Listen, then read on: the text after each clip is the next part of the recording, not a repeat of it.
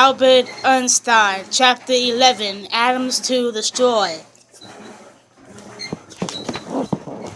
Although President Roosevelt's response was immediate and leading physicists were summoned at once, the Manhattan Project, as it came to be known, did not succeed in the manufacture of a single bomb until more than 5 years later.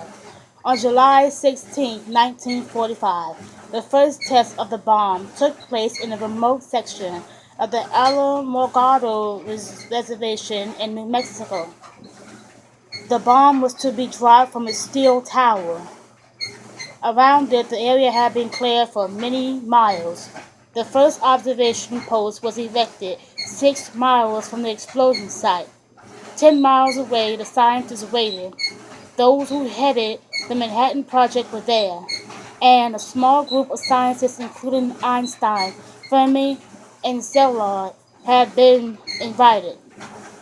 There was tremendous tension as the countdown began: minus 20 minutes, minus 10 minutes, minus 5 minutes, at minus 45 seconds. The rollback mechanism took control. Those last few seconds must have seemed like hours.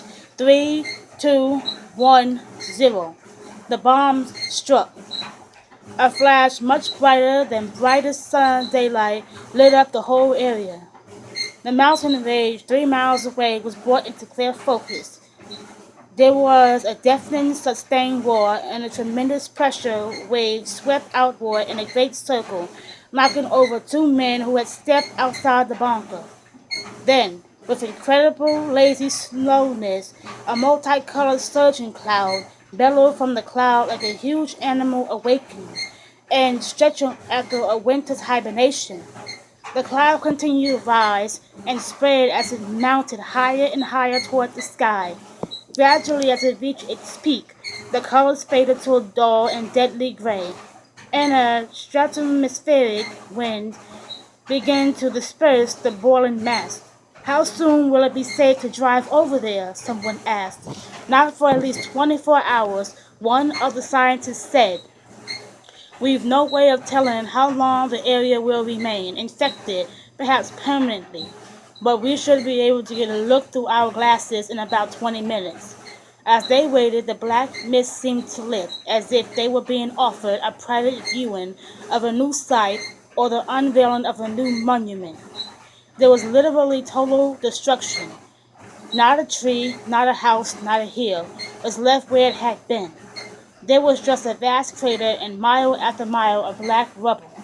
The group on the platform remained frozen for a moment in awe-struck silence. It was Dr. Einstein who spoke first. Our generation, he said, has brought into the world the most revolutionary force since prehistoric man's discovery of fire. Horror held all the scientists. It was one thing to have figured on paper the tremendous force of nuclear explosion and the destruction it would cause, but the actual sight of such complete devastation over so large an area gave Fermi and Szilard that feeling that they had opened a Pandora's box and released theories which would prove uncontrollable. Should this awful weapon ever be used against an enemy nation? Fermi asked, seeing in his mind's eye the wiping out of the lovely buildings, the fountains, the 7 hills themselves of his native city, Rome. Albert Einstein smiled gently. It does not have to be used, he said. The army officials, the president, and his aides turned to stare at him in surprise.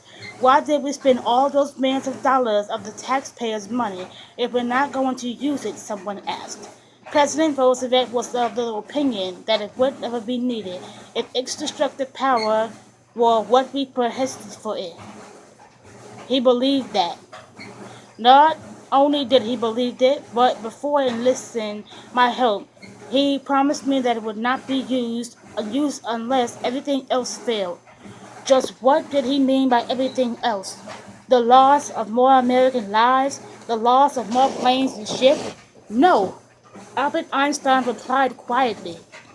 He said that if the weapon were truly terrifying, then a demonstration in some wasteland like Siberia or the Orient Islands would serve as well as actual killing.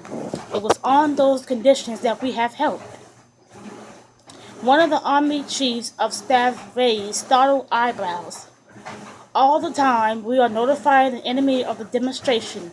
All the time we are arranging the details of it and awaiting word if they will attend.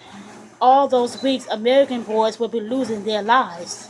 Wouldn't it actually save more human lives to drop the bomb without warning on some desolate, unimportant little place like Hazelshire, for instance?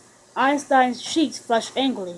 Who are you to say that the people on Hazel are more or less important than any other people? He asked. They are Japanese and they are enemies, the officer answered. Isn't that enough? It is enough for their families. There will be none left to mourn. Einstein shook his head in anger. He felt as if he had been betrayed. It was as if in his lifelong fight against militaries thinking he had lost, the army had at last beaten him. When the A-bomb dropped on Hirschfeld on August 6, 1945, and 3 days later on Nagasaki, it resulted in the end of World War II. Dr. Einstein found himself hailed as a great hero of the war. He became unwillingly the man of the hour.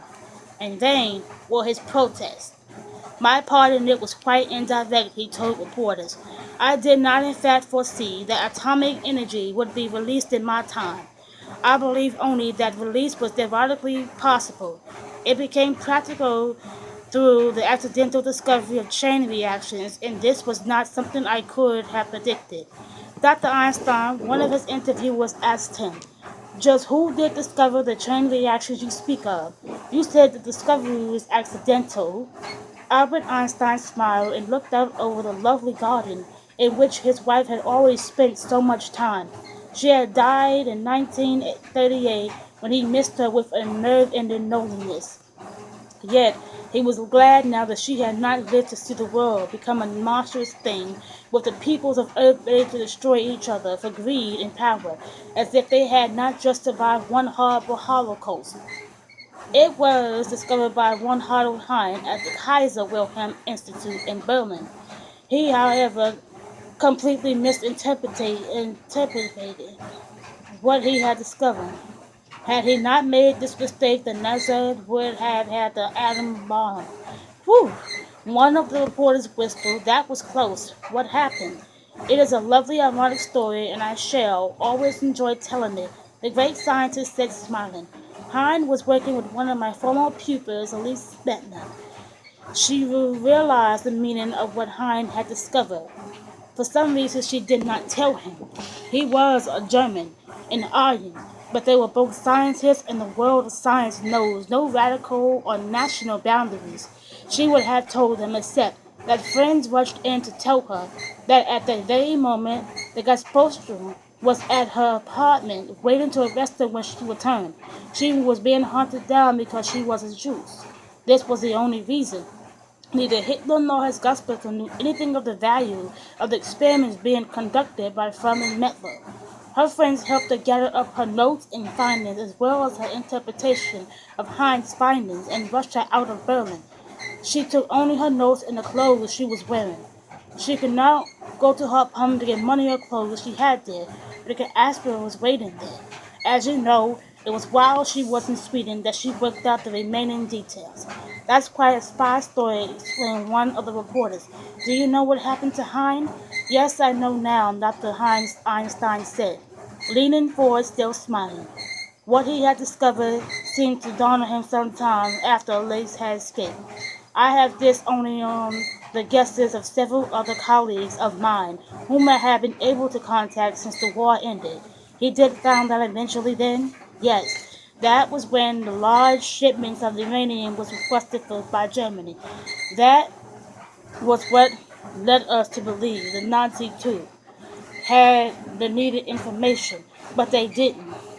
It seems that Hitler and his officers decided that every cent of government money was needed for ground armies, long-range guns, anti-aircraft, and small cannon.